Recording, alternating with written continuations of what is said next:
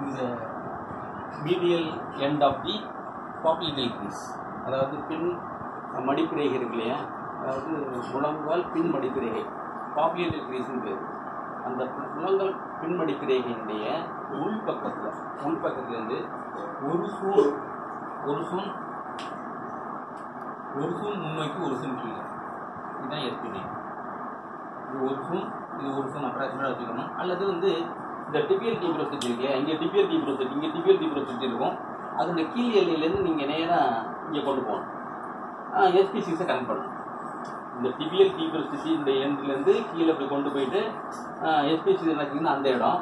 அதில் சிம்பிளாக பண்ணுறாந்தாக்க இந்த இடம் கேட்டன் இருக்குது. இந்த இடம் கேட்டன், இந்த ஏரியாவில் தான் கேட்டன் இருக்குது. இந்த கேட்டன்லேருந்து ஒரு சூன் முன்னோக்கி ஒரு சூன் எஸ்பினேன் இருக்குது. இந்த நீலி 1 சூன் வரைக்கும் போடலாம். Pressure also applicable. ஓகே, இப்போ இந்த எஸ்பி9 புள்ளியை நீங்கள் நீடில் பண்ணாலோ அழுத்தம் கொடுத்தாலோ என்ன தெரியாமனா, முதல்ல நீர் தேக்கம், உடம்புல நீர் தேங்கி இருக்கு, ஃப்ளூயிட் கலெக்ஷன் ஆகிருக்குன்னா அது இதாகும். அதனால எடை குறையும். அதனால இது எடிமா பாயின்னு சொல்லுவாங்க.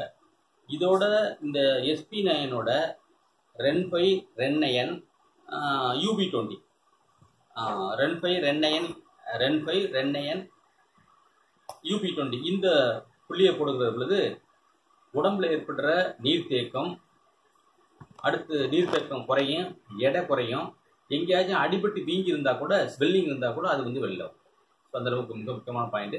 அது இல்லாமல் it acts a local point for knee arthritis. அதாவது நீர் ஆர்த்தரைட்டிஸ் இருந்தால் முழங்கால் முட்டு வலிக்கு சரியாக போகும். அடுத்து மாதவிடாய் சம்பந்தப்பட்ட அனைத்து நோய்களுக்கும் இது புறப்படுத்தக்கூடியது.